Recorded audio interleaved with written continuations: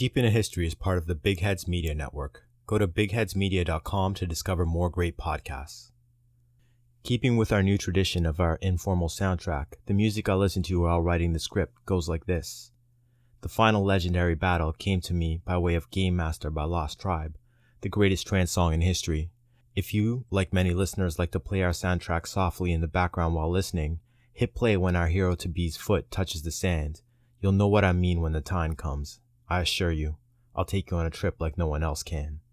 Most actions of our hero-to-be were written exclusively to the beat from Glaciers of Ice by Raekwon, produced by the RZA himself. I'll just throw a W up in the air and say, proceed with caution as you enter my symphony. Degrees of punishment increase intensely. Syndrome was caused by the deadly drum, but the battle is won by swords being swung. Let's go. This is Deep into History, and I'm your host Arjun Hundal. Consider this a foreword. This episode is at once a sequel and prequel to the episode that made Deep into History famous, Enter Yasuke, the African Samurai. I highly recommend listening to that episode again before continuing. For you see, in our tale to be, much of our supporting cast from that episode will be stepping into leading roles. It will also enhance your experience greatly if the knowledge of the samurai culture and the state of the world at large is fresh in your mind. If you don't have time to listen to that entire epic, consider at the very least listening to the first point of view where we went to war with the man who would one day become daimyo of daimyos, warlord of warlords, shogun. Also consider that samurai names in this era were constantly changing, leveling up, based on their achievements. To that end, I will be using their ultimate names to keep things easier to follow. This episode is the culmination of years of reading, slowly and piece by piece shedding light on the most legendary member of a very secret society. It gives me great pleasure to bring you this tale from our past the way it should be told. You know, the way it actually happened. Keep that in mind as we go forward. And with that said, this forward comes to an end. In Japan on the 25th of January 1573, it is a time of chaos, bloodshed, and constant betrayal. Two armies face each other across the open plain of Mikata. On that cold day at 4 p.m. a heavy snowfall began, and just as visibility was becoming poor, one side charged. In a few moments you will become one with a legend, a man whose cunning, prowess in battle, and strategic genius would propel him to heights not even he could imagine, Tokugawa Ieyasu, and witness his worst defeat. Yet from the ashes he would come to realize that he had a weapon unlike any other daimyo in the land. And this lethal weapon was, in fact, a man. The setup to our setup goes like this. A dynastic dispute between the two most powerful clans in Japan turns violent, all-consuming, and becomes known as the Onin War. It quickly escalates and spirals out of control, destroying any semblance of central authority in Japan. In 1467, it becomes a full-scale civil war. With no central government, hundreds of large landholders called daimyos rise up against each other to acquire as much lands, castles, and manpower as they can. Like a dropped mirror, Japan is shattered into hundreds of warring fiefdoms. The result is 100 years of total war. Sengoku Jidai. Standing like a titan in the middle of Japan's main island of Honshu is Takeda Shingen, the daimyo who jealously guarded his clan's huge herd of heavy war horses and then sent out raids to slaughter or capture all the smaller herds on the island. This worked and allowed him to achieve his dream, an elite group of heavy lancers. Before his innovation, cavalry in Japan were in essence mounted archers. After achieving his monopoly, he had the only heavy cavalry in the country, the samurai knights. At first a small force, yet their devastating impact in battle allowed the Takeda to gain victory after victory. Samurai flocked to his banner, and he now had more than 10,000 knights, horse and rider beautifully armored in lacquered and painted mail, each scale concealing a small steel plate, and the rider wielding a long and heavy spear. As we approach the year 1573, the Takeda clan has come to dominate every battle they fought in Sengoku Jidai, and now his eyes had turned towards a young upstart who you may be familiar with, Oda Nobunaga.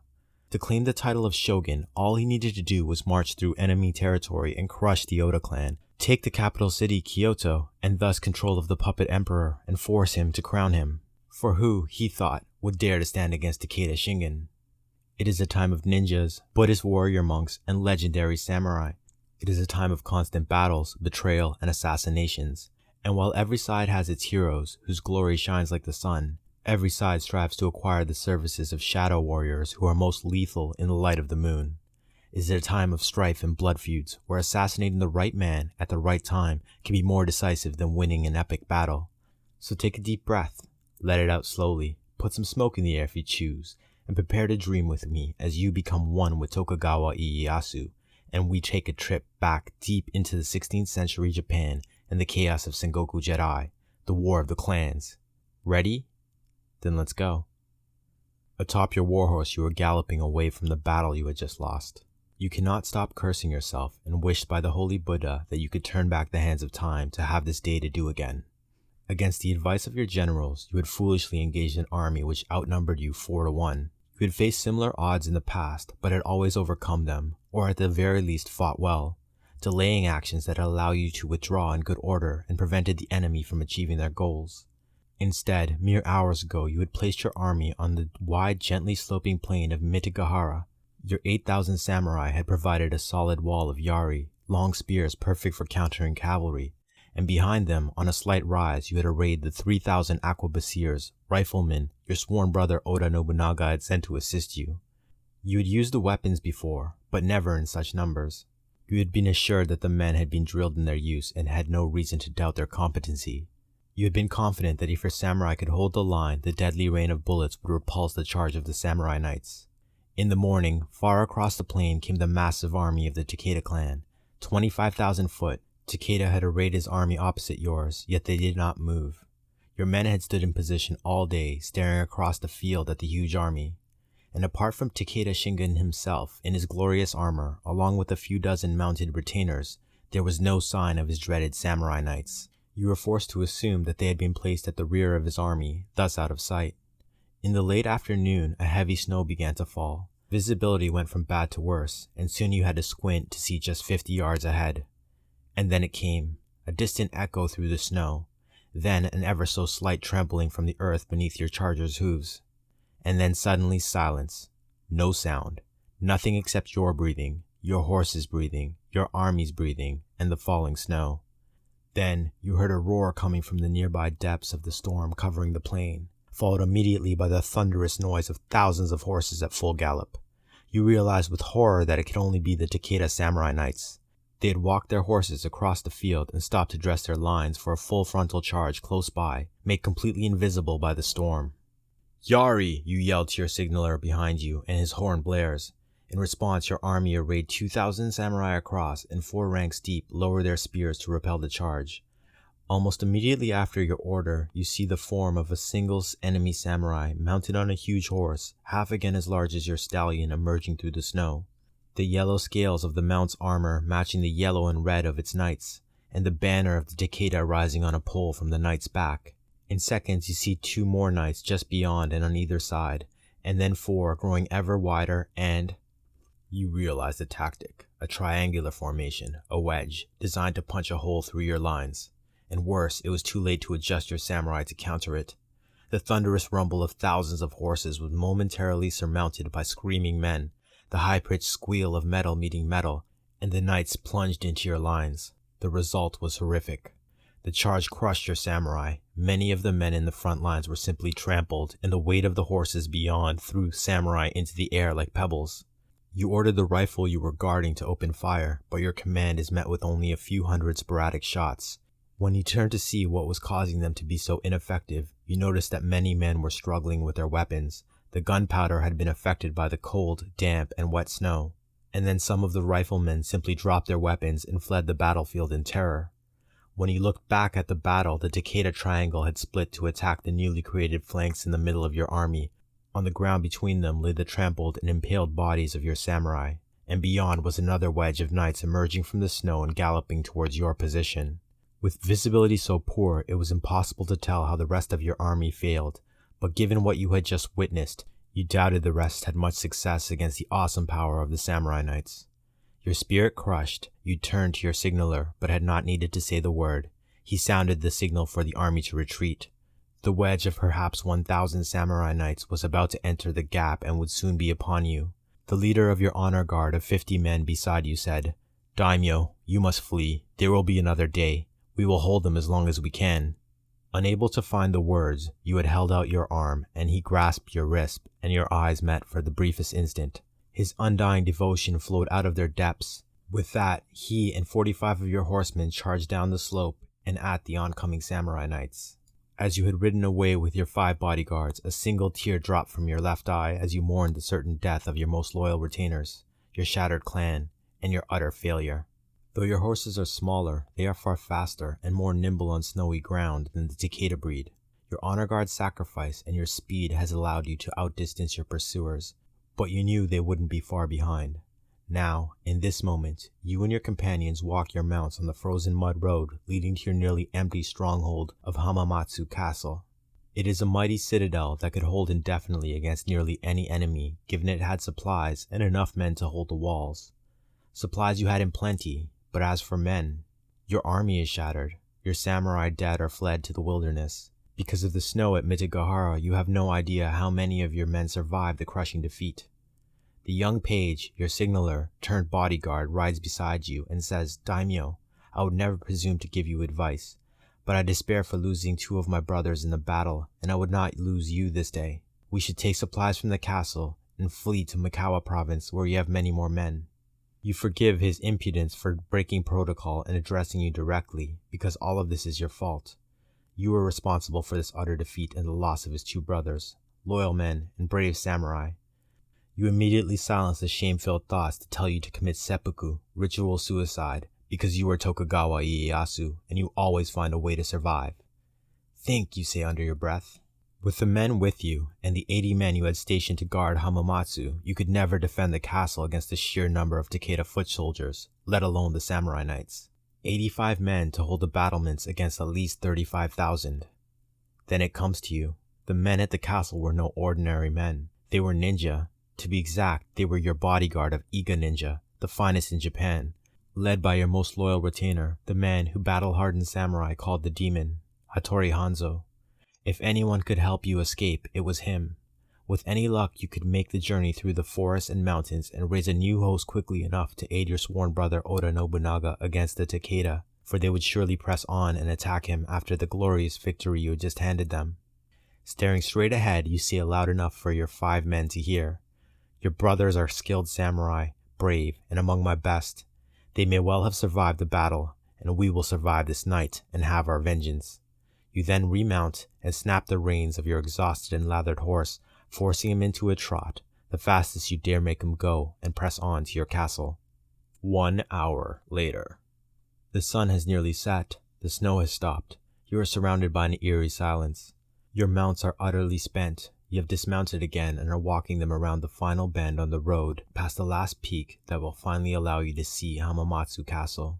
You believe your pace has left your pursuers far behind, for even when you strain your senses, you can detect no sign of the thousands of Takeda cavalry. The urgency of your desire to reach the castle makes every second seem like minutes, and every minute, hours. Just as the castle finally becomes visible, 4 men dressed head to toe in white and black patchwork, their bodies bristling with weapons, step out of the shadow of the trees on your left. Your men draw their katanas, but you hold up a hand to delay them. One of the ninjas steps forward and bows deeply, then removes his face mask. "Hanzo, we have been defeated. I require your men to guide us away." You cut off as the full impact of leaving the castle that had been your home for years fully sinks in. "Forgive me, Daimyo, but that is not possible. The snow will make it easy for us to be followed, and your samurai do not understand the art of concealment." Your honor guard snarls at Hanzo's statement, but you know he's right. It would be impossible for heavily armored samurai to move silently through the night like ghosts, like ninja, and for the briefest instant you again contemplate seppuku. "Daimyo, we do not fear the Takeda. I have a plan, but I require a distraction." With that said, the survivor in you awakens again. "Tell me of your plan, Oni Hanzo." 4 hours later.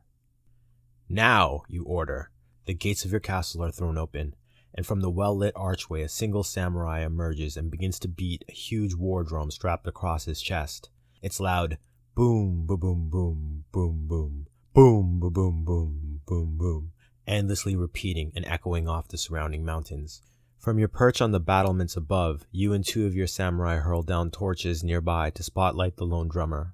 Roughly 80 yards beyond him, just out of range of any arrow shot from the castle, the vanguard of the Takeda army had set their siege lines, and a small city of tents has filled the small valley.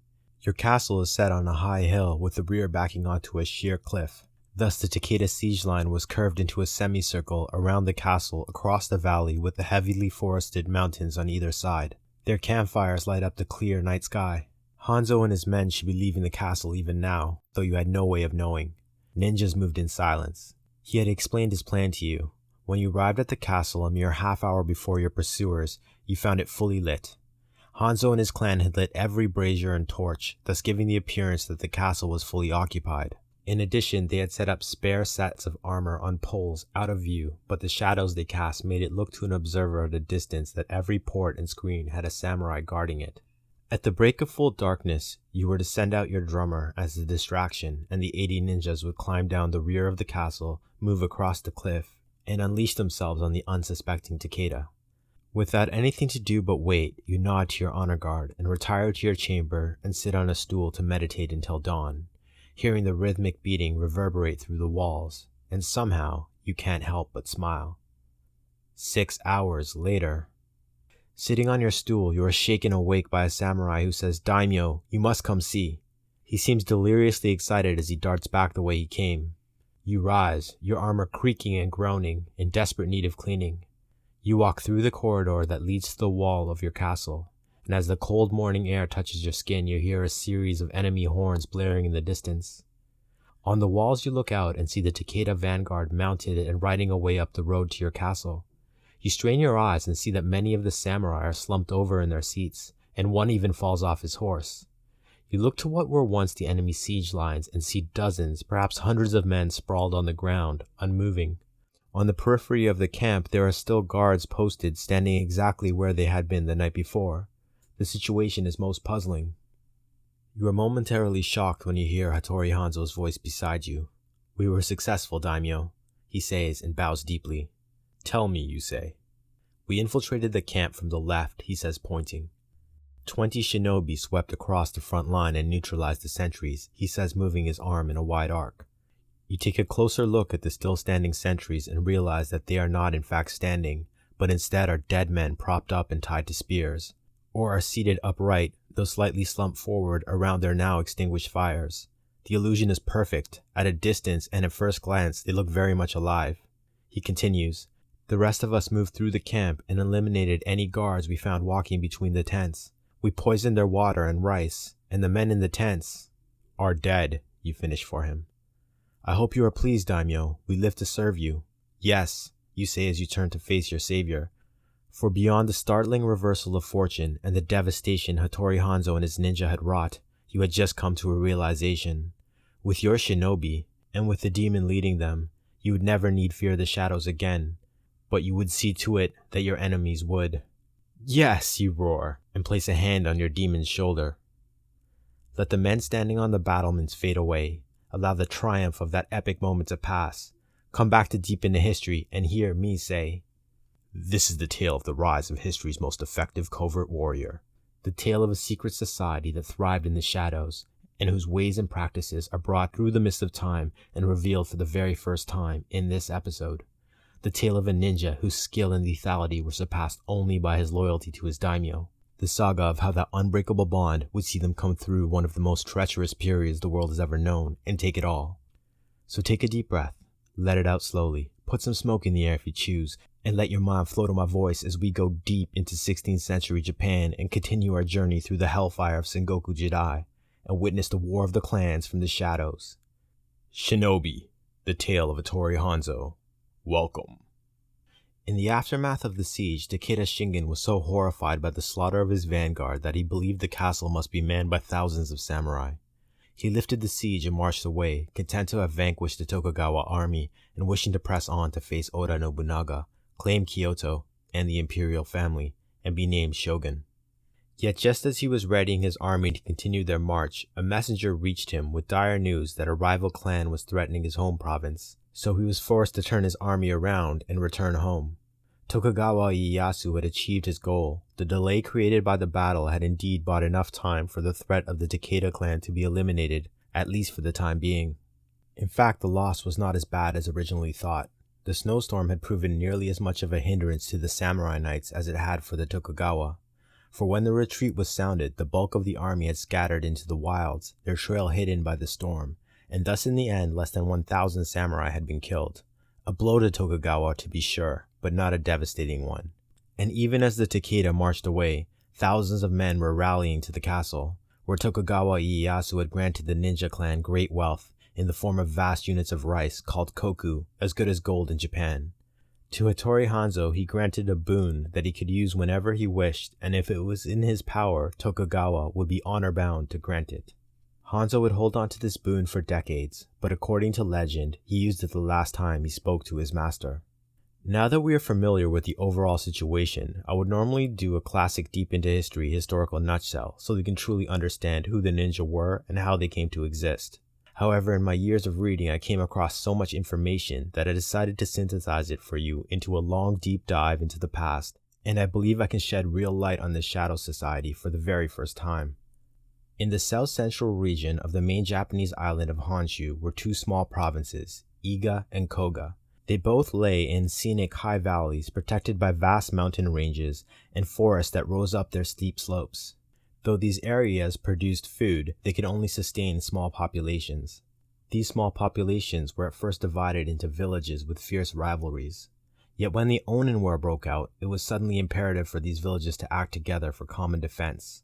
And those isolated routes through the mountain ranges that they controlled were suddenly of tremendous strategic importance to the vastly larger clans from the neighboring provinces. In the previous centuries, starting roughly around the year 1100, due to being hopelessly outnumbered, they were forced to adopt and perfect guerrilla tactics and use every small advantage they could find. Despite their rivalries and their peril, another unifying factor was that the invading samurai looked down on the peoples of Iga and Koga as peasants. This class divide between nobles and commoners would never disappear and actually become an incredibly powerful tool in building the ninja warrior code as an answer to Bushido, the code of the samurai, that we learned in Enter Yasuke. We should also take note that the two provinces, though neighbors, rarely acted in concerts and were sometimes deeply suspicious of each other. At first with significant losses, these peasants learned the ways of irregular warfare quickly. They learned to use the land and their bodies to provide every possible advantage. They pushed back invasion after invasion, and within the span of 2 decades, they completely reorganized their society to one purpose, the creation of ninja warriors. At first strictly for defense, but by the Sengoku era they could sell their services to the warring factions for huge sums. And though peasants, the 9 dominant clans of Iga and Koga, and their few dozen offshoots, grew very wealthy. The few hundred survivors of those first vicious clashes, the main clans of both provinces, met and formalized a new way of life. In one of those odd coincidences in history, it is very similar to that of ancient Sparta's Lycurgan code. Firstly, you had to be born to one of the clans to learn their ways. An outsider could never be trained as a ninja. They recognized that they were dwarfed by the colossal samurai clans, thus they created a system where boys at the age of 6 were taken into training, the idea being that when they grew to manhood, every action would be second nature. Boys who did not enter training under a master were expected to farm and feed their people. Young girls also entered the basic training, and those that showed aptitude would be used as elite spies when they grew up. In training, every moment of the day was dedicated to perfecting their craft, beginning with taijutsu, hand-to-hand combat, and then stealth, espionage, deceit, weapons, and sabotage. From the very beginning, every boy was forced to put his body through training for pain tolerance and energy management, quite literally using the fewest amount of calories to achieve a task. They were also expected to build up tolerance to extreme hunger, heat, and cold. Once it was determined that the boys were strong enough, usually between ages 8 to 10, they were introduced to the ninja concepts and had to master the 8 gates, the code of the ninja. Each gate required mastery before moving on to the next. We'll learn this code now because it is impossible to understand these people without knowing their mantras and their way of life. The first gate, Kiai Jitsu, using language and sound to harness their inner energy and manipulate it against their opponents in battle. The second gate, Ninja Taijutsu, advanced grappling and hand-to-hand combat. It was also about rationing energy, perfecting each strike so that there was perfect economy in each motion. The third gate, Ninja no Kin, the way of the sword. Unlike samurai, ninja did not use long curved katanas. Instead, they used straight, short swords. These ninjato were designed for stabbing and allowed them to block the slashing attacks from heavily armored samurai and get inside their defense to strike. In addition, they were used as tools, like stabbing them into the ground to use their hilts as a boost step. Another major component of their training was to disarm samurai and use their katanas against them. Taking and getting away with a storied ancestral katana from a noble family could bring vast ransoms. And common katana proved a premier source of the steel they used to manufacture their own weapons. The fourth gate, Shuriken Jitsu, the mastery of throwing blades, such as the infamous ninja star. Though this was only its most exotic format. Typically these were thin and razor-sharp daggers. They were used to kill and incapacitate. They could also be forced into walls for footholds. The fifth gate, Siu Jitsu, mastery of the spear for combat, and spear lengths were used to measure distance. Roughly where we would say 2 yards, they would say 1 spear. The sixth gate, Ka Jitsu, mastery of fire. This included using smoke bombs to cover their escape, directing fire by leaving long trails of oil to specifically target an enemy building or supply tent, and then be lit at extreme distances. They were also required to learn to hold a pouch of oil in their mouths, which they could break with their teeth and spit into a torch to blind an enemy or rob them of their night vision. The seventh gate, Ninja no Yuge, stealth and deception using the environment, including forests, water, and urban settings. Trickery and impersonation using disguises and the setting of traps. To pass this gate, one had to be able to close to lethal range on an alert ninja. As you can imagine, no easy feat. The eighth gate, Ninja no Hi Amon, the gate of the mind. Ninja believed their minds were the most powerful weapons. For a ninja, no situation was impossible. This required complete self-mastery while maintaining an open and flexible mind. Mastering strategy, completing a mission where the guidelines were always prioritized as evasion and escape. Each warrior was considered a priceless asset, and they trained their minds to accomplish what would be impossible for most men, and then returning to protect their clan. After mastery of the 8 gates was attained and granted by a clan master, young ninja attained the rank of genin. These teenagers, usually aged 15, were used strictly for reconnaissance and the gathering of intelligence. This required mastering subterfuge, which was learned in the field. They had to remain undetectable in plain sight, be it in disguise in a town or blending in with their surroundings in the wild, observing their enemy for hours or days to learn their habits and patterns. For ninja believed that once they learned a target's habits, they would be as good as dead. Habits to the ninja were the automatic responses we all have, the way we move and conduct ourselves. They believed that once they had that knowledge, they could lead anyone into doing exactly what they wanted them to do. Once a genin had mastered habits, they would then be expected to master the 3 gates of subterfuge. The first gate, Tiono Jitsu, the infiltration of territories, camps, castles, and towns. To pass this gate, they were expected to learn and assign targets' habits, and then impersonate them, wearing exact copies of their clothing, and entering and exiting undetected. Once this was accomplished, a genin would enter the second gate of subterfuge. Chihari no Jitsu, sabotage during battle. During Sengoku Jidai, it was not uncommon for a powerful daimyo to hire a contingent of ninja to serve with their army. A genin would join one, and they would serve a dual purpose.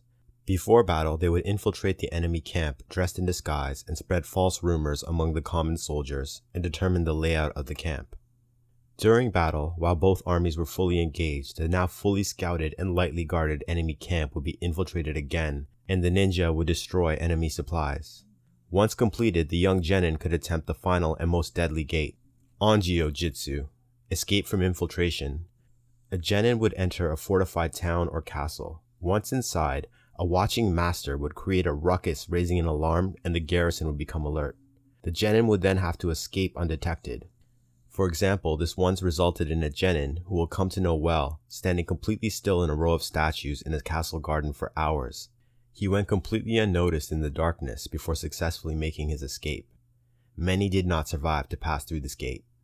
Usually at age 18, if successful, genin were promoted to chonin and would be apprenticed to a ninja elder, a squire if you will.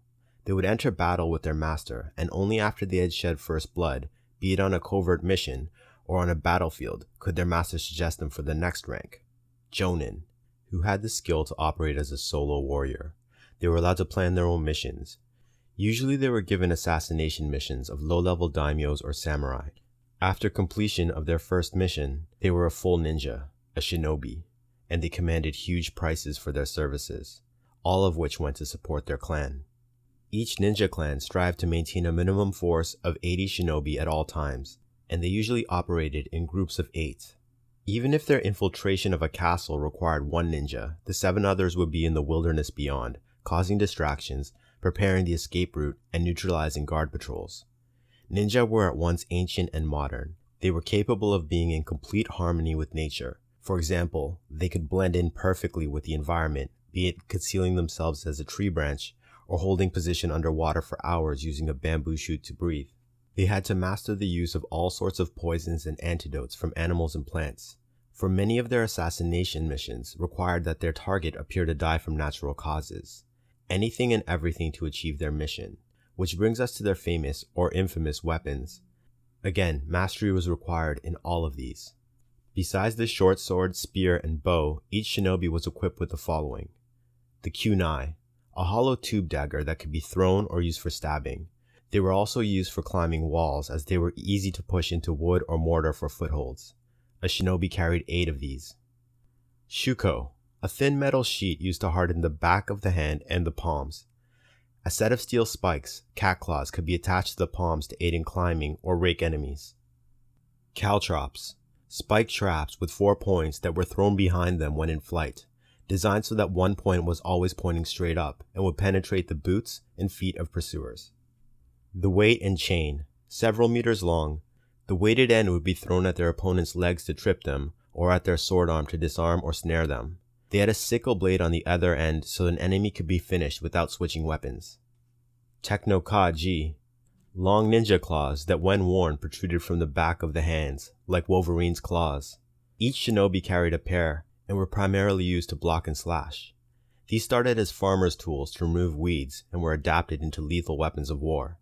Nikodi, thimbles with sharp needles coated in fast-acting poison and were worn on the ends of each finger. For safety, they were kept in a leather case sewn into their garments. The blowgun, a treated bamboo shoot used to fire a poisoned dart or needle. Each shinobi also carried a thin serrated and notched dagger for lockpicking. Lastly, each shinobi always carried a source of fire, a flint and a hidoni, a wooden tube that contained a very slow-burning wire. The final pursuit of every shinobi was a lifelong spiritual quest conducted alone, which required them to master the 4 gates of earth, water, fire, and air. Sadly, the details of these gates are lost to history. Also, the training of female ninja is something of a mystery. What we do know is that they were used as spies, often traveling as geisha, which allowed them access to the castles of the mighty. They also performed a vital function that saved many shinobi lives. They spread propaganda, telling tales in villages and towns across the land about the mystical and paranormal abilities of ninja. These tales grew in the retelling, so much so that even samurai had been known to run rather than face a shinobi in combat.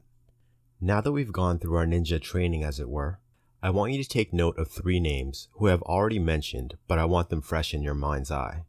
There are literally hundreds of historical figures in Sengoku Jedi, all with incredible stories of their own. To keep things simple, we'll be focusing on the men who would become known as the 3 unifiers of Japan. These are Oda Nobunaga, Toyotomi Hideyoshi, and Tokugawa Ieyasu. Our hero's fate was entwined with the lives of these men, and to a large degree, vice versa. Let's rejoin our tale and get to know our hero to be. Hattori Hanzo was born in 1542, the son of a minor samurai in service to the Tokugawa clan. More than a few members of their clan, the Masanari from Iga province, had taken service with Tokugawa Ieyasu. It is probable that many of these men who became samurai were boys who were unable to pass the rigors of ninja training. It should speak to the immensely high standards of the ninja that nearly every Masanari who served with the Tokugawa became samurai, moving from peasant to nobleman through sheer skill. Though Hattori Hanzo was not born in the province, all of his extended family lived in Iga in the shadow of Mount Aoyama. At age 6, his father sent him there to be trained. He remained there until the age of 12, when his father wished to show him the ways of the samurai, so that his son could attain the rank and thus become part of the nobility. Little is known of his time training with the Iga clan, apart from one crucial detail.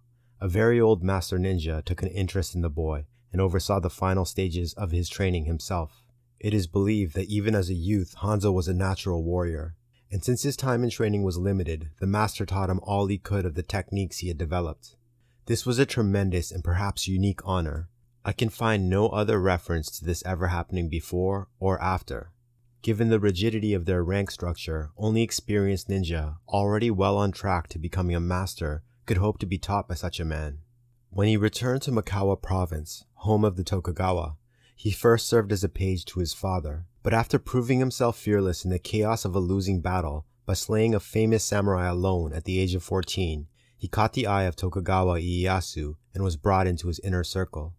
Coincidentally, this was the Battle of Okizahama, Oda Nobunaga's most famous victory, where he attacked an army of 25,000 at night with just 2,000 samurai. He decimated the army and was covered in glory. It was after this defeat that the Tokugawa clan became free of its brutal overlord, and the alliance between Oda Nobunaga and Tokugawa Ieyasu was formalized, and the men who had known each other since childhood, but were forced to become enemies by the powers that be, would soon become sworn brothers. Both clans were relatively small and weak compared to their colossally powerful neighbors, but this unbreakable alliance allowed them to begin their rise in the hellfire of Sengoku Jidai. For you see, in this age of constant backstabbing and betrayal, having just one ally that you could depend on no matter what the circumstance gave them a huge advantage and allowed them to pick apart and destroy vastly more powerful enemies. At age 16, though he had already served in many battles, Hattori Hanzo fought in what history records as his first. It was not a conventional battle, but a siege. You see, while away on campaign, a rival clan had kidnapped Tokugawa Ieyasu's young children. They took them away and held them hostage in a fortress, Kaminogo Castle. The army returned and the Tokugawa had them surrounded, but the castle was heavily defended, and if they attempted to storm the walls, his family would be executed. In addition, it was soon learned that another enemy army was on the way. It was all an elaborate trap to crush the Tokugawa army between the walls of the castle and the oncoming army. The siege had gone on for days when Hanzo approached his daimyo and presented his plan. Tokugawa Ieyasu agreed. Hanzo sent word to his clan in nearby Iga province and was shortly joined by 79 shinobi. At this time, Tokugawa did not fully trust ninja.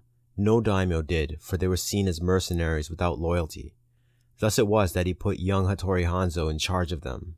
Under the cover of darkness, the 80 shinobi infiltrated the castle, raising no alarm. They silently broke into the heavily guarded chamber where the hostages were held and brought them out safely. Once the family was over the walls with an escort, Hanzo led the remaining 60 ninja on a silent assault on the main castle gate. There they slaughtered the guards and opened the gate, and the waiting army outside stormed the castle, and the Tokugawa clan had their revenge. For this service, Hanzo was given command of a group of 40 samurai, an unheard of honor for one who had not yet attained that rank. He led them in raids and carefully crafted ambushes so successfully and with such devastating effect that first his men and then his enemies began to call him Oni Hanzo, Hanzo the Demon. At 18, the earliest possible age for a warrior of the Tokugawa clan to rise to the rank, Hattori Hanzo was named samurai. Not only was this nearly unheard of for a ninja, but it also speaks to something absolutely unique about him. He had mastered the samurai warrior code, Bushido, and though not yet a master, he lived and breathed the way of the shinobi. He took the two almost opposite philosophies on what it meant to be a warrior and internalized them and blended them together and spent his life forming his own. His grateful daimyo also gave him lands and incomes of his own, usually only granted after many years of service. This should tell us a lot about the magnitude of his skill. Let's pull back for a minute and take a macro look at what is happening in Sengoku Jidai at this time. After the siege of Kaminogo Castle, with limited assistance from Oda Nobunaga, Tokugawa Ieyasu led his army in what can only be called a campaign of vengeance. He sought out and destroyed the Imagawa clan that had conducted the kidnapping and all of their allies. This led to a series of sieges and battles, and it was during this campaign that he retained the services of the ninja clan that had rescued his family at the siege. This was extraordinarily expensive, and many of the samurai balked at their inclusion as dishonorable. However, their protests were soon silenced when they saw the value of having just 80 ninja with the army. They no longer needed to worry about ambushes, assassins, or traps, because the ninja would sweep the surrounding countryside.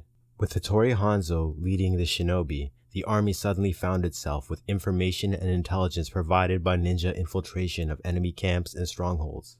A marching army at this time was extremely vulnerable when in unfamiliar territory. With the ninja, the fog of war was lifted to a large degree. This is the period when the size and strength of the Tokugawa clan grew immensely. Until now, they had been junior partners in the alliance with the Oda.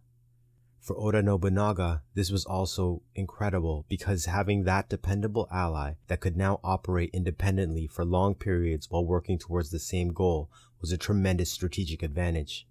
It also allowed for massive planned campaigns across many provinces. This is also the period that saw the rise of Toyotomi Hideyoshi. His story is interesting and we'll get the deep into history treatments in the future. What is so fascinating is that it is uniquely a Sengoku Japan story. I'll give you a brief summary. Born a peasant, he was initially the sandal bearer of Oda Nobunaga, literally the man who looked after his shoes. After proving himself loyal to a fault, the Oda saw something in the boy and allowed him to train as a samurai. He quickly rose through the ranks and his strategic skill as a battlefield commander was noted, and he was given ever larger forces to command. With the Oda clan's rise came more and more conquered territories to manage and many more vassals to oversee. Who better to trust than a man who owed everything to him? After the Battle of Mitigahara that we witnessed earlier, Toyotomi Hideyoshi is fully in command of one half of Oda Nobunaga's forces, and has been tasked with subduing the southwestern provinces. This is not to say that the alliance reigned supreme. There were major powers, particularly the Takeda clan with their samurai knights, along with many other clans in the central provinces that pose a serious threat to the young upstarts. Now think back to Enter Yasuke, the African samurai, where we learned that in the 15th century, Portuguese traders and missionaries made contact with the Japanese, and in turn introduced a true historical game changer when in the hands of a visionary leader. The arquebus, a matchlock gun, a rifle. Though most of the warring clans adopted them into their armies to one degree or another, no one except Oda Nobunaga saw their true value. He bought all he could and had his blacksmiths copy them exactly, and sent his merchants to distant lands to secure the ingredients for gunpowder. He created an entire corps of riflemen, soon to number thousands, and drilled them into professionals. This was not easy or cheap. It cost a fortune, and not only that, battles such as the one we witnessed earlier, where they were not deployed properly, or taking into consideration the impacts of cold and wet on the guns themselves, made them even more costly in terms of loss of lives. Still, Oda kept training his men to operate in any and all conditions, and kept growing their numbers. For you see that even though the alliance was successful and vastly growing in power, it all meant nothing if they could not stand against the samurai knights. The Oda knew it was only a matter of time before a confrontation with the Takeda would become imminent, and he thought he knew the answer to the riddle of defeating them in open battle was his riflemen. Since we lived the Battle of Nagashino Castle in the opening scene of Enter Yasuke, I'll just briefly summarize the events surrounding it and the battle itself so it's fresh in your mind. After abandoning the siege at the Tokugawa castle in 1573, Takeda Shingen withdrew his army as he marched through the forest, was shot by a single bullet from a sniper. This assassin concealed himself in a tree as the vanguard passed and waited until he had the warlord in his sights. After he fired, he disappeared into the woods. This highly suggests that it was a Koga ninja, for they did train a few expert marksmen, but we will never know for sure. It is unknown if this in fact caused his death, for it is rumored that he was suffering from pneumonia. Nevertheless, when his army made camp that night, he died in his tent. The most feared daimyo in Sengoku Jidai was dead. His son, Takeda Katsuyori, was immediately elevated to the new head of the clan. He was not as skilled or as feared a commander as his father, but he still led the samurai knights, the most lethal instrument of war Japan had yet produced. Believing the assassin was hired by Tokugawa Ieyasu, he swore revenge, and made a further vow that Tokugawa would know nothing but grief until he ran him through with his katana. Facing challenges to his power by his neighbors, he was forced to withdraw and wait. His moment to strike came in 1575 when he learned that Tokugawa's heir was in Nagashino Castle with just 500 samurai to hold the fortress. He immediately mobilized a large army with 4,000 foot and 11,000 samurai knights. For context, you should know that his father had vanquished the armies of entire provinces with charges of just 5,000 knights. Such was their immense impact on the battlefield. The Takeda reached Nagashino Castle and besieged it, though the defenders fought like titans and held the walls. Thus he ordered the construction of 2 huge siege towers that, when completed, would allow his samurai to completely overwhelm the small garrison. Word reached the Oda and Tokugawa clans, and they quickly marched to relieve the castle. This was exactly the situation Oda Nobunaga had hoped for. To fight the samurai knights on ground he knew well and could use to maximize the effects of his riflemen. He deployed his army in a staggered checkerboard formation on a slope behind a river, with his riflemen protected by sharpened bamboo palisades and further protected by thousands of samurai wielding yari, long spears perfect for fighting cavalry up close. The results were beyond anything Oda could have imagined. His strategy utterly decimated the samurai knights to the point that they would never be a major power again. While this battle was going on, Hattori Hanzo led a clan of 80 Koga ninja who were with the army at the time on a surprise attack on the enemy camp and burned the nearly completed siege towers, and decimated any of the foot soldiers who chose to face them. This victory rocked Japan. No one had ever thought the Takeda clan could be virtually wiped out in a single battle, and it left a power vacuum. In addition, this took Oda Nobunaga and Tokugawa Ieyasu from being strong but relatively moderate players to major powers. For the defeat of the samurai knights brought many clans to their side and allowed Oda Nobunaga to march on the capital city of Kyoto and take control of the emperor. He was shogun, warlord of warlords, if only his men recognized the title. And though ceremonial, Oda Nobunaga now had the power to enforce his rule and make himself the true shogun of Japan. It should be said that though they had expanded their power greatly, the alliance only firmly controlled the south-central provinces. To this end, he sent Toyotomi Hideyoshi more reinforcements to subdue the provinces of the southeast once and for all. Oda Nobunaga kept the rest of his army to maintain control of the conquered lands and deal with a fanatical army of Buddhist warrior monks. A fascinating story we will cover in the future. Tokugawa Ieyasu and his forces were unleashed on the central provinces, and he launched a relentless 7-year campaign to wipe the remnants of the Takeda clan from the face of the earth. Few exact details of the actions of Hattori Hanzo during this campaign are known. We know that he and his clan of 80 Iga shinobi were always with their daimyo. On campaign, they fulfilled their now customary role as the army's scouts and anti-assassin patrol, conducting infiltrations and gathering intelligence.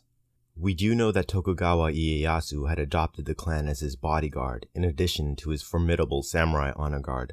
Now this is purely speculation, but many of the Takeda loyalist commanders turned up mysteriously dead during the long advance, and conveniently this always seemed to happen at the most critical moments. An example of this is when the Tokugawa army neared a formidable fortress, and his ninja spies told him that the garrison was ready to surrender, and pledged their loyalty to the alliance, sick of fighting for a lost cause. The next morning he was found dead in his bed, with no sign of injury.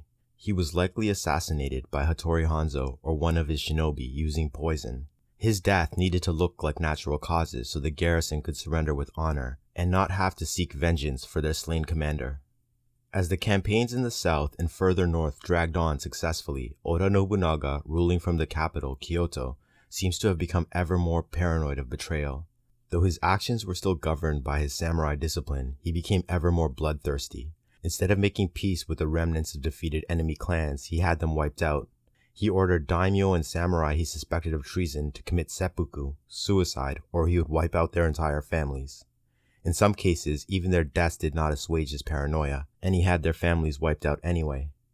In 1579, he even ordered Tokugawa's son and heir to commit seppuku when there was convincing, if circumstantial, evidence that he was conspiring with an enemy to assassinate him. This command had to be obeyed, or else the entire Tokugawa clan would be declared rebels, and it seems that Tokugawa Ieyasu believed the charges.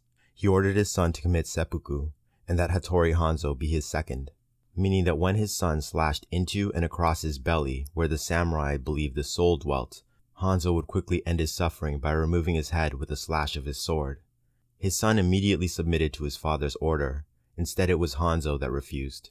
He dropped to his knees and begged to be relieved of this duty, because he had sworn to never shed the blood of anyone who was related to his daimyo. Tokugawa Ieyasu was greatly moved by this and relented, and the bond between the men grew stronger. Later that year, perhaps suspicious of his sworn brother's close relationship with the ninja of Iga province and the potential of them being used against him, Oda Nobunaga sent one of his sons with an army of 12,000 samurai to wipe out the shinobi clans of Iga province. The army easily captured the castle that guarded the main pass into the mountains. However, the ninja had built this castle and had secret ways of entering and exiting it. They waited until the celebrations of the conquest were in full swing and the castle was full of 2,000 samurai. Late at night, they entered through their secret ways, slew the guards, barred the gates, set many fires, and thus burnt the stronghold and everyone inside to the ground. The rest of the army had already proceeded through the pass and was entering the high and beautiful mountain valley that was Iga province. The first village they came across was empty, so the army made camp in and around it. The next morning, the valley was covered in its customary morning fog. Then the guards heard battle horns blaring in the distance. So Oda's son formed the army into battle lines and moved off through the fog. A short distance later, they saw a thin line of 3,000 of what samurai would have considered peasant soldiers. This force was made up of every able-bodied male in the province, some ninja, none samurai. Seeing this rabble as no threat, the army charged through the fog, covered by the loud clatter of heavily armored samurai charging. Out of the mist from the rear and sides came 1,000 Iga ninja, all mature shinobi and masters. They fired storms of a mix of arrow and shot from rifles from the flanks. The charge slowed to meet this new threat as the swirling fog thickened. Oda's son split the army into 3 groups to face this new threat. Yet when they charged to where they assumed the flanking archers to be, they found nothing but more mist, and then heard screams coming from the center group that had gone on to face the 3,000 peasants. Both of the Oda flank forces returned to find nearly every samurai in the center dead on the field with no sign of the enemy. For you see, as soon as the Oda forces were split, 500 shinobi attacked the rear of the army and decimated it. Under cover of the fog, the Iga clans repeated this trick over and over until the Oda army was forced to retreat, having sustained heavy losses with very few enemy dead to show for it. This was not the end of their ordeal, however. The Iga ninja continually harassed the Oda army during their entire journey out of the mountains, infiltrating their camp at night and poisoning their supplies. By the time Oda Nobunaga's son reached the capital, barely a few hundred had survived. The army had been utterly decimated. Enraged, Oda Nobunaga ordered a huge army of 40,000 samurai to be assembled, that he would lead himself and have his revenge.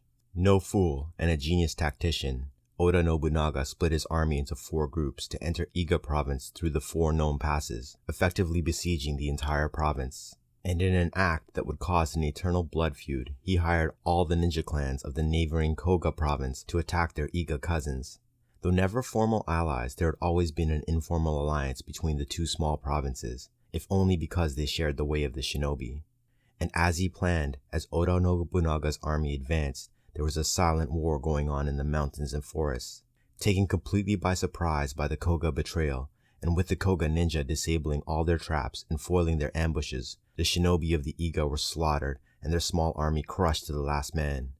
Crucially, when word arrived late that Oda Nobunaga was about to launch his second invasion of Iga province, Hattori Hanzo begged Tokugawa Ieyasu to allow him to lead a desperate rescue mission to save as much of his family in Iga as he could. Tokugawa agreed, but warned Hanzo that it must remain secret, for if the Oda found out, the Tokugawa clan would become his enemy, and the alliance would be shattered. The details are so few, but in essence, Hanzo took 20 shinobi of his daimyo's bodyguard and rode hard for the mountains. Once there, his men left their horses and climbed their secret pass over the mountains and into the valley. There they gathered the women and children of his clan's village and led them through the mountains. It was already too late for many of the other villages in the valley, for they had already been sacked and burned, black smoke rising into the air. In addition, he spread word to as many shinobi as he could that if they escaped, they would find refuge in Mikawa province, home of the Tokugawa. In the end, Iga province was crushed, thousands were killed, and those shinobi that survived scattered across Japan. A few hundred did make it to sanctuary in Tokugawa lands, though most would not stay for long. As soon as the Oda army left, many returned to Iga to rebuild as best they could. Others settled in other provinces, for all daimyos now knew their value and allowed them to remain and raise new ninja that would be loyal to them. Thus it was that the ninja first began to spread their teachings outside of their clans. In the coming decades, there would be dozens, if not hundreds of new clans, though none were as strong or effective as the original clans. And for now, in the world of the shinobi, the Koga ruled supreme.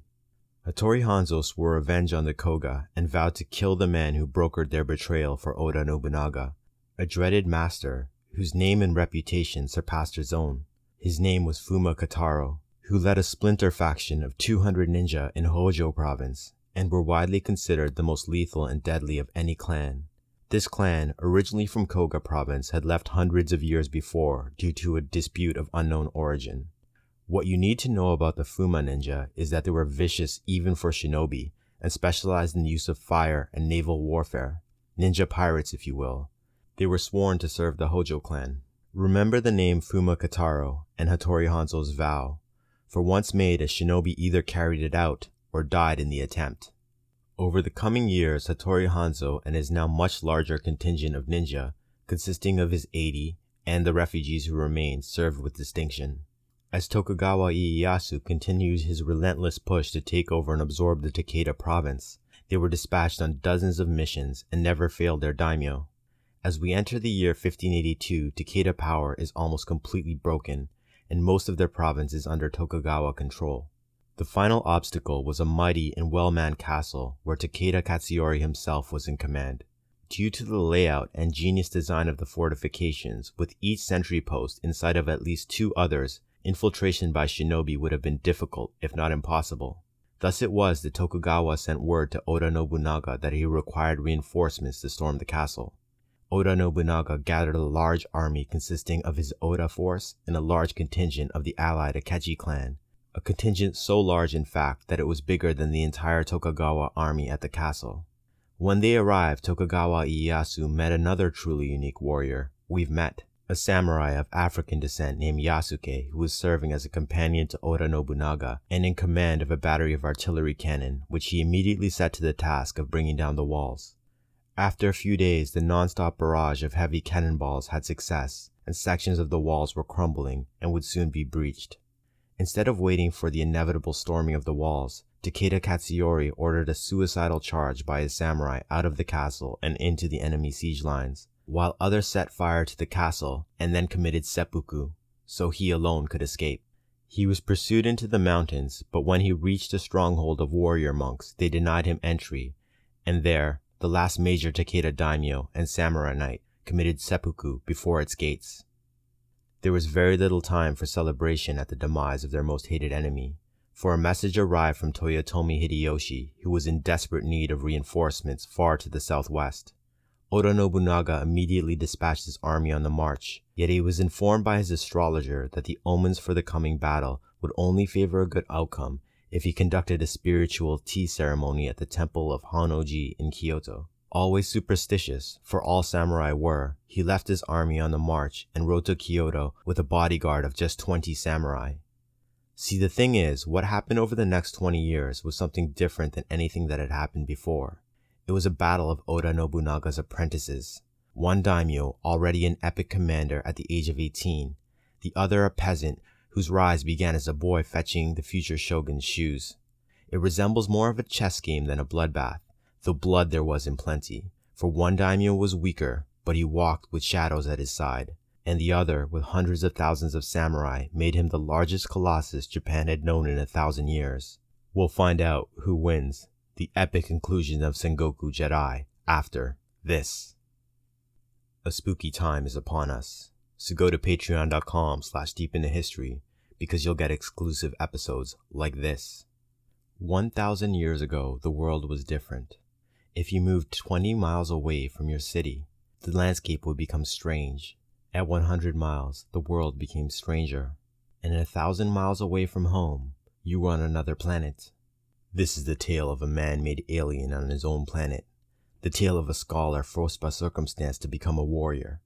The last after 12 alien companions who compelled him on a voyage into myth. The saga of mankind's last clash with what may well have been the last Neanderthal society in history. So take a deep breath, let it out slowly, put some smoke in the air if you choose, and subscribe for just 10 cents a day if you want to hear Halloween, Deep into History style. Demons in the Mist, coming this month only on Patreon.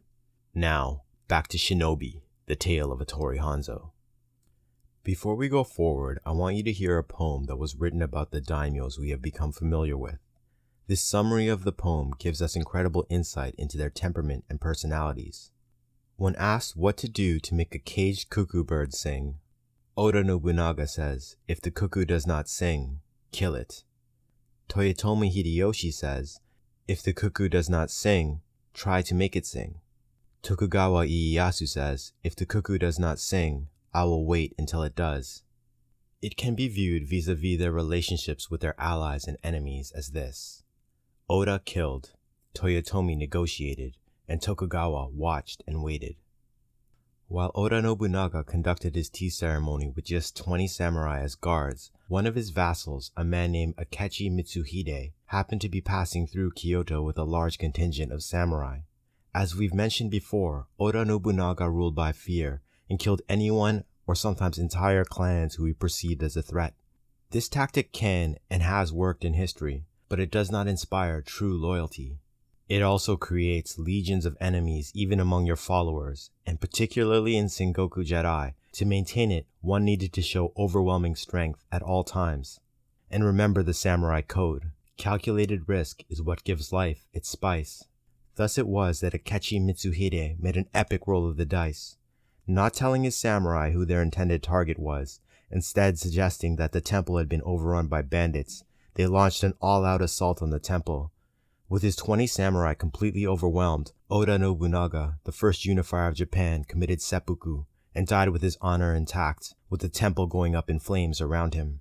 Immediately after the assault, Akechi set out to kill the heir of the Oda clan, who was in a castle not far away. His goal seems clear: kill the heir and seize power in the midst of a dynastic civil war and rise in the power vacuum. Critically for our story, he also dispatched a secret messenger to his forces who were moving with Tokugawa Ieyasu. After the death of the Takeda, Tokugawa Ieyasu had dispersed large portions of his army to what were now his lands to garrison the province, while he went on to negotiate with the remnants of the Takeda clan for a peaceful transition of power. So it was that Tokugawa had just 300 of his own samurai, with the rest of the army consisting of the Akechi contingent, several thousand strong. The messenger reached the Akechi samurai, and in an action reminiscent of Order 66 in Revenge of the Sith, that night, in their camp, the Akechi massacred Tokugawa's samurai.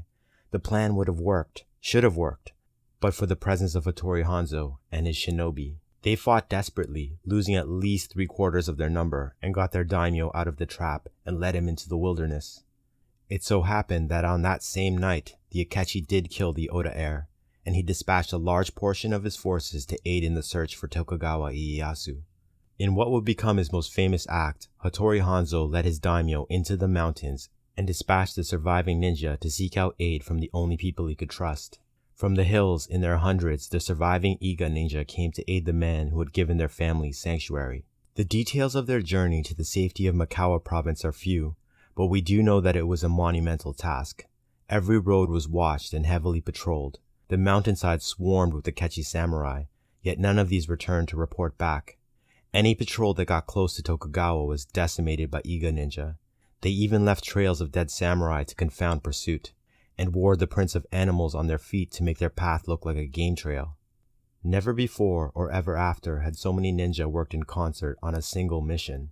The chase lasted days, but in the end Tokugawa was returned safely to his seat of power, and it was there that he learned that Oda Nobunaga, his sworn brother, had been assassinated.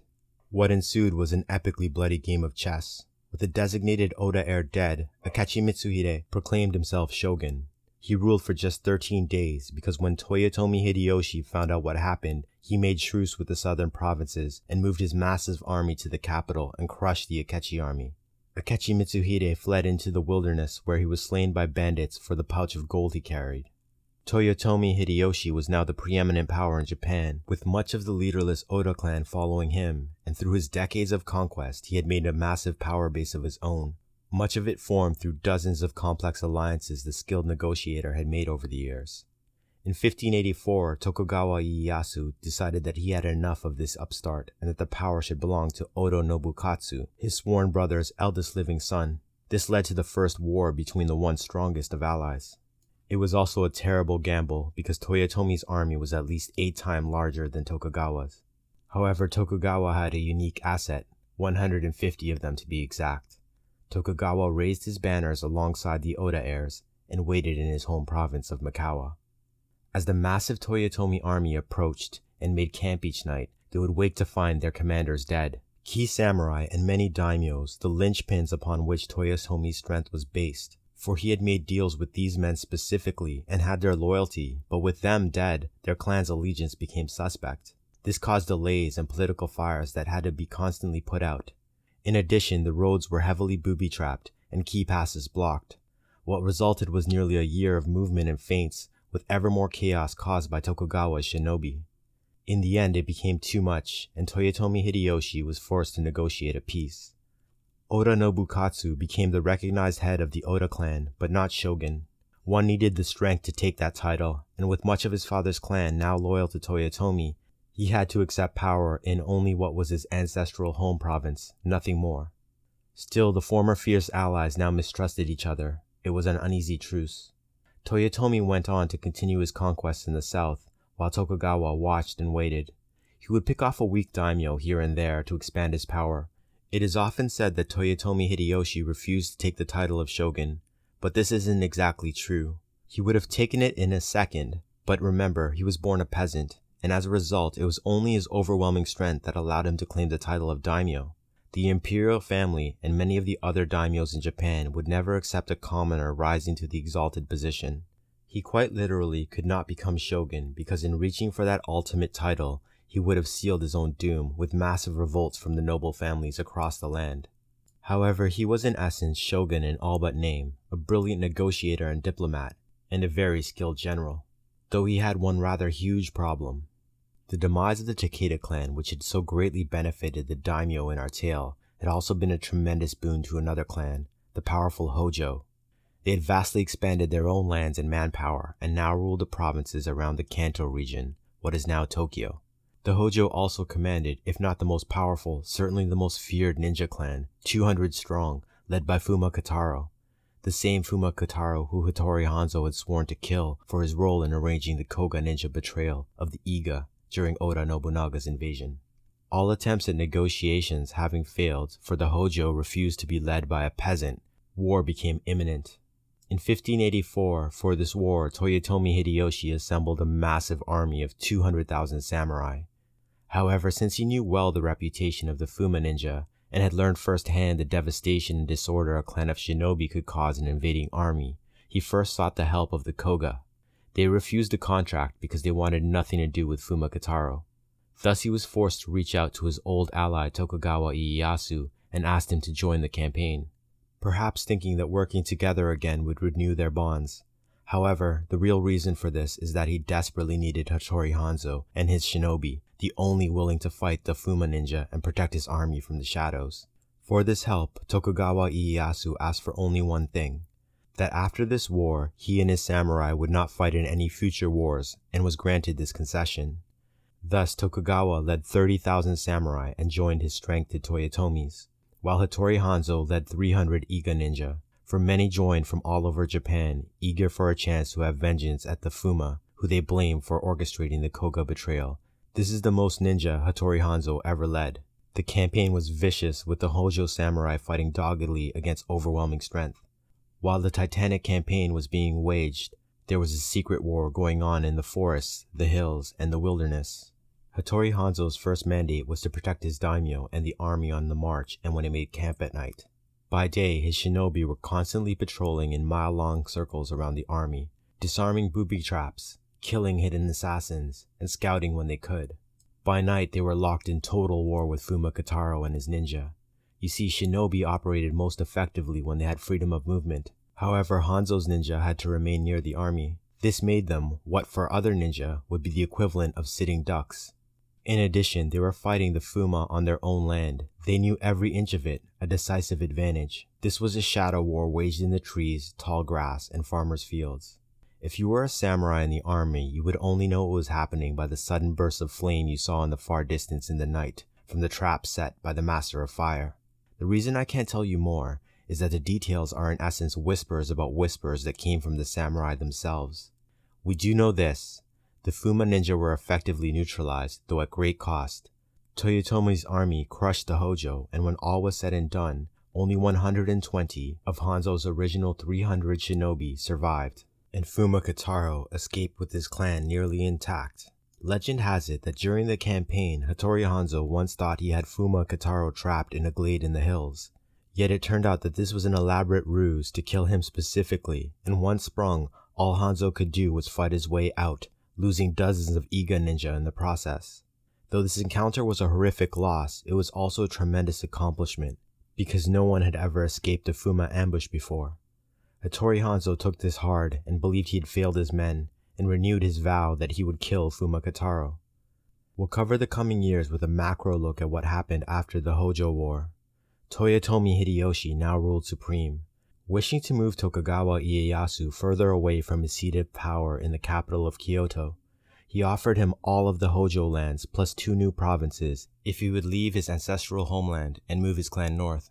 This was at once a test of loyalty, something of a threat, and a huge honor, for those provinces were rich in the cash crop of Japan, rice.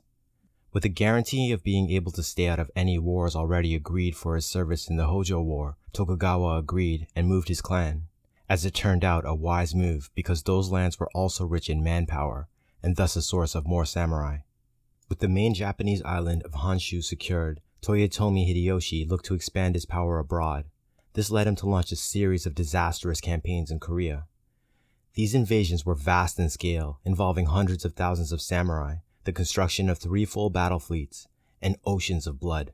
Having obtained the concession to remain out of all military actions, Tokugawa Ieyasu used this decade to consolidate control of his new provinces and raise thousands of new samurai. In addition, he did something truly brilliant. He sent Hattori Hanzo to seek out the best of Japan's ronin, samurai whose daimyos had died in Sengoku Jidai and were now masterless. Many had formed into bandit clans, attacking merchant caravans and terrorizing remote villages for protection money. However, there were many thousands of ronin that kept the samurai code and lived poor but honorable lives. It was these that Hanzo offered a new daimyo to serve. By now, Hattori Hanzo's reputation was known across the country, and his word carried weight. Thus, the Tokugawa gained many veteran battle commanders and the most deadly ronin. It was during one of these trips that Japanese folklore tells us that Hattori Hanzo came across a remote group of 3 villages that were being forced to pay almost all their harvest, give over their daughters and their strongest boys to a large clan of ronin bandits. The injustice irritated Hanzo, and he, along with the 2 shinobi with him, launched a campaign of terror of their own, on the ronin. Using their unique skills, they turned the night into a time of fear and horror for the ronin, decimating their sentries, infiltrating their camp, and poisoning their well. In just 4 nights, forever after called by the villagers Oni Mayayoshi, the justice of the demon, the 3 shinobi killed 180 ronin and sent the rest fleeing for their lives. The villagers came to know what happened when their freed children came home and told them that Oni Hanzo had freed them and gave them his word that they would never be troubled again, and so long as he lived, they never were. The takeaway from all this should be that while the rest of the daimyos in Japan were weakened by the Korean Wars, Tokugawa Ieyasu was watching and waiting, biding his time, and quietly building his strength. In 1598, Toyotomi Hideyoshi, the peasant-turned-shogun in all but name, became gravely ill. Suddenly he became obsessed with securing the succession for his very young sons. When it became apparent that he would not recover, he summoned the 5 most powerful daimyos in Japan to Kyoto, Tokugawa Ieyasu first amongst them. Rather than have them swear an oath, which would have had much greater significance for samurai of the ruling class, he had them sign a treaty in the Western style. A mistake. For us, an insight that though he ruled them, Toyotomi did not truly understand the nobility of Japan. This treaty announced a council of 5 daimyos to rule Japan until his heir was of age. Almost immediately after this agreement was signed, Toyotomi Hideyoshi, the second unifier of Japan, died. What ensued was a post-Sengoku chess game of arranged marriages, hidden alliances, and constant plotting. For you see, Toyotomi's heirs were only seen as noble by the peasantry. However, to the nobility of Japan, they were the sons of the sandal-bearer of Oda Nobunaga, up-jump peasants. Since they were boys and had no ability to exert their father's strength, they became pawns. Again, Tokugawa Ieyasu watched and waited. Within a few years of Toyotomi's death, the succession wars broke out. At first, small-scale conflicts, which the Council of 5 handled rather easily. But after a particularly massive revolt, Japan found itself on the verge of another Sengoku Jidai. Enter Tokugawa Ieyasu, whose now consolidated strength, unbeknownst to the council, was equal to all of them combined. This was not for lack of trying to spy and figure out what Tokugawa Ieyasu was up to, yet all their spies mysteriously disappeared when they entered Tokugawa lands. As the tension mounted, he allowed the other 4 council members to fight and plot amongst themselves while quietly securing a marriage between Toyotomi's youngest son, far down the line of succession, to one of his daughters, then watched and waited. The other 4 daimyos fell into total war. Japan was close to falling apart again, so Tokugawa marched. This culminated in Japan's most titanic battle of samurai and shinobi versus samurai and shinobi. The Koga clans had hired themselves out to the various daimyos and found themselves on the same side against Tokugawa Ieyasu and his Iga ninja in 1600 in the epic battle of Sekigahara. This battle will be covered in a future episode, but I'll say it was a very near-run thing. Shinobi fought shinobi in the daylight, and samurai fought samurai by the light of the moon. Tokugawa Ieyasu won, and Hattori Hanzo and his Iga decimated the Koga ninja to such a degree that they would not be a major factor in Japanese politics for decades. After the colossal battle, Tokugawa Ieyasu was named shogun, though it would take another 3 years and a score of smaller battles to secure the country. Hattori Hanzo had seen his master safely through the hellfire of Sengoku Jedi and was instrumental in his rise to ultimate power. The shogun ruled from his seat at Edo Castle in the heart of modern Tokyo. Hanzo was named chief of security and oversaw the protection of the shogun's home and family. It is here that the tale of Hattori Hanzo forks, giving us 2 very different endings. The first is that he settled into his life at Edo and served with distinction until he died, apparently from natural causes, at age 55. His son took over his position, and to honor his name forever, a gate to the castle, now part of the imperial palace, was named Hanzo's Gate. The second tells us that he set up the security at Edo Castle with a permanent guard of 80 Iga ninja, and then died of very unnatural causes. Think back to the beginning of our tale, and remember that Tokugawa Ieyasu granted Hattori Hanzo a boon for saving his life by launching the daring night attack on the Takeda vanguard, forcing them to withdraw. After seeing to it that Tokugawa was secure and safe in his position as shogun, he went to his daimyo and claimed his reward. He told the shogun that it was time for him to have his vengeance, to settle his blood feud, and honor his vow. He would take a band of 20 Iga ninja, all master shinobi, to seek out, hunt down, and kill Fuma Kataro, and wipe the Fuma ninja from the face of the world forever. Honor bound to grant his most loyal retainer's request, the shogun and the demon embraced and parted ways. They would not meet again in this life. At this time, Fuma Kataro and his clan had taken to the sea, sailing up and down the eastern coast of Japan, raiding towns and villages. They operated from a series of hidden encampments along the coast of the mainland and from small islands offshore. The Master of Fire had begun to recruit bands of bandit ronin and was in essence running an organized crime syndicate. Extortion, protection, theft, and smuggling was now the Fuma clan's chief trade. If left unchecked, they would be able to threaten entire provinces and possibly the shogunate. To maintain control of this network, Fuma Kataro had split up his clan into small groups which oversaw the operations of the Ronin and conducted missions of their own. Hanzo and the 20 masters set out and unleashed a wave of destruction on the syndicate that none could have imagined. One by one, they sought out the camps and destroyed them. They laid ambushes on the spread-out Fuma ninja and slaughtered them. They fell upon the bands of Ronin, some hundreds of men strong, at night and simply decimated their ranks. So much so that in a matter of months, Fuma Kataro was left with barely enough of his clan to pilot a single ship. The tales of this shadow war spread across the country and became the stuff of legend almost immediately, so much so that historians are split on whether it happened at all. The sheer audacity, ruthlessness, and strategic brilliance it took for just 21 men to destroy a network of thousands almost defies belief and is truly the stuff of legends. But this is deep into history. You're with your friend and lore master Arjun, and this is where legends come to hear our legends brought to life.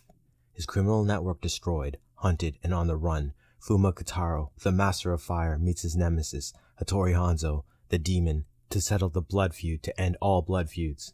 So take a deep breath, let it out slowly. Trust me, if you've got it, put some smoke in the air. Prepare to enter the ninja and become one with Hattori Hanzo. The events on a secluded cove somewhere on the east coast of Japan in the early 17th century might have gone something like this. Ready? Then let's go.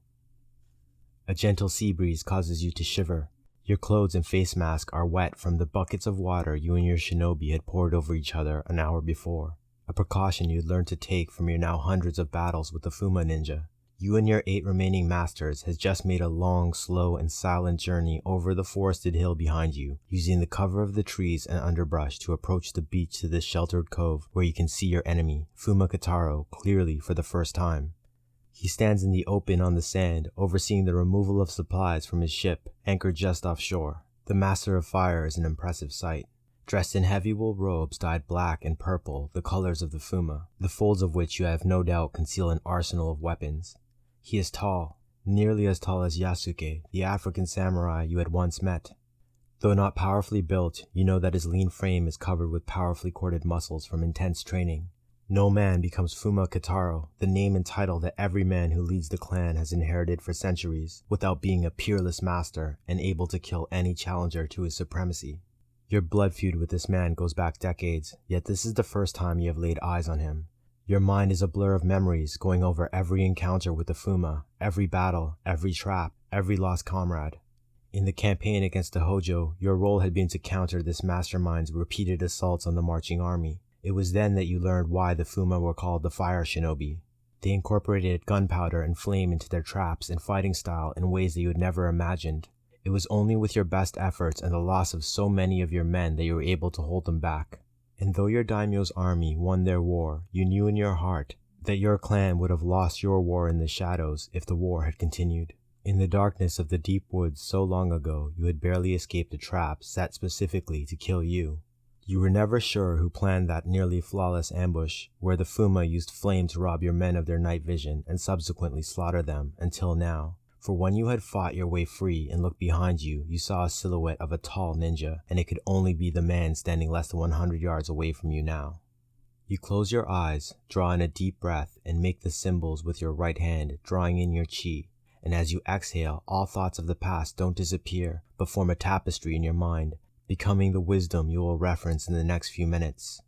You are ready to face your greatest foe, for you are Hattori Hanzo, who samurai call the demon, and you shall finally have vengeance for the dead people of Iga, your people. The unloading of the ship has been going on since early morning, with a relay of 2 rowboats going out to the ship, laboriously loaded by the crew, and returning to the beach to unload in a constant, slow but steady process. The supply baskets and boxes stacked high in neat piles should give you the cover you need to get close enough to dispatch the first sentry just a dozen yards away. You can see just 4 Fuma ninja on the beach, which means there are at least another 4 hidden from sight. Over the last few months, you had hunted down and slain dozens of groups of Fuma ninja spread along the coast. No easy task. In the process, you had lost 12 Iga masters to their blades and fire traps. Other than the Fuma ninja, there were a few dozen Ronin patrolling further down the beach, and a few peasants getting ready to receive the next boatload of supplies. The shinobi with you, masters before you had set out from Edo, were now the greatest warriors you'd ever fought with, and there were no other men in this world or the next that you would rather have at your side to face the Master of Fire. With the sun setting and the shadows just beginning to take hold, you nod to your nearest companion, barely visible in his patchwork forest camouflage. He returns your nod in understanding. He pulls down the lower part of his face mask and brings his long blowgun to his lips to fire a poison dart at the sentry. He knew the plan. You had gone over it with the masters, and you knew they would execute it flawlessly. You are dressed in Fuma ninja clothing taken from a slain ninja weeks ago. You step out from behind the tree and onto the sand, just as one of the rowboats bring another batch of supplies to the beach, drawing the attention of all concerned. In a low crouch, you move like the wind towards the Fuma sentry, and you hear the faintest whistle of the air being parted by the shot dart flying over you and into the Fuma's neck. The sand is incredibly slick, but you adjust to it and rush on. Before the sentry can fall to the ground, dead from the fast-acting poison, you catch him and pull his body behind the supply box and then stand up, taking his place in the sentry line. To any enemy who looks, you are the Fuma sentry. From 50 yards away and from the forest, an arrow designed to whistle as it flies is fired by one of your shinobi and takes another sentry in the chest. This draws the other Fuma ninja's attention and causes 2 to run towards their injured comrade. You dash towards Fuma Kataro to protect your master. The Ronin run into the woods to seek out the attacker, yelling their samurai war cries, as much to communicate their positions in the thick underbrush as to intimidate their quarry. As you near Fuma Kataro, their war cries are silenced one by one, and after a few seconds, your shinobi reveal themselves by stepping out from behind the trees, causing the remaining Fuma ninja to charge their hated foe. A battle breaks out on the beach. You are in the perfect position, 5 yards to the right side of Fuma Kataro, and just as you lower your arm to your dagger, he raises his right hand towards you and says, "Welcome, demon." The word demon is said with such utter contempt and dismissiveness. No one has ever spoken to you like that. The sheer disrespect. And as he snaps his index finger across his thumb, the Master of Fire produces a single spark that curves directly towards the ground. In that moment, you are filled with something you had not felt since you were a boy. Fear, not for yourself, but for your shinobi.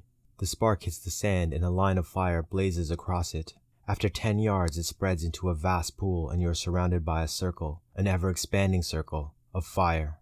Seconds later, you hear screams that could only come from men engulfed in flames. You have a sick feeling when it hits you that the reason the sand is slicked is that it is covered in oil. The entire beach is on fire. Your shinobi, his. You snarl at this honorless act. You sacrificed your own shinobi just to kill mine? Why? Fuma embraced the flames, he says quietly. The heat is becoming intense when he turns to you. His left arm snaps out with a burst of flame erupting from his palm. It is only the sudden flash that causes you to cover your eyes with your armored palm that catches 2 of the 3 daggers he threw in the same motion. The third is caught in your fingers, causing deep cuts, the worst wound you had taken in years. Yet it is reflex. Your left hand reaches over your left shoulder and draws the katana that the shogun, Tokugawa Ieyasu, your daimyo, more importantly to you, your friend, had given you before you parted ways, and then cryptically told you in private that it was only with this blade, his blade, the katana of his ancestors, that you could overcome Fuma Kataro. You slash out with the ancestral blade of the Tokugawa. Even over the roar of the flame you can hear it cutting the air. Yet even as you begin to understand that it is the greatest sword ever created, you feel your hands wrapped in a chain thrown by Kataro and forcibly pulled up. The katana flies out of your hands and it hums and resonates a perfect pitch as it lands point first in the sand a few feet behind you. Just as well, a katana, the weapon of a samurai, had no place in this duel. This was a shinobi matter. In less than a second, you have freed your hands from the chain and drawn your tekkaji, your long ninja claws, and you go to war against Fuma Kataro. He has turned to face you side on with his short sword, wielding it in his left hand, by all accounts his weaker arm. You unleash patterns with your claws that have literally decimated legendary samurai. Not now. With his offhand he deflects every attack. With his right arm pressed across his stomach, he is flicking pellets that burst into small flames on your Fuma robes. If not for the precaution of drenching your clothing, you would have gone up in flames by now. In the enemy camp at the Battle of Nagashino Castle, you had slain Takeda Nobutoyo, considered the most dangerous samurai knight to ever wield a katana in single combat. Poets have written about that duel. Yet that, your most epic challenge, stood as nothing compared to this. Fuma Kataro was fending off your most complex attack patterns with ease.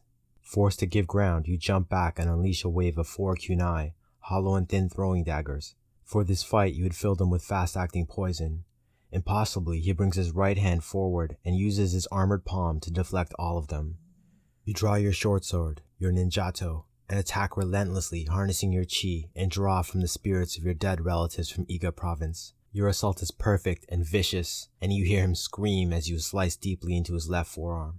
A new sound for him, like a boy's, and you suddenly realize that Fuma Kataro has never been wounded before. He recovers immediately, and the storm he unleashes on you, of blades and fire, is like nothing you have experienced.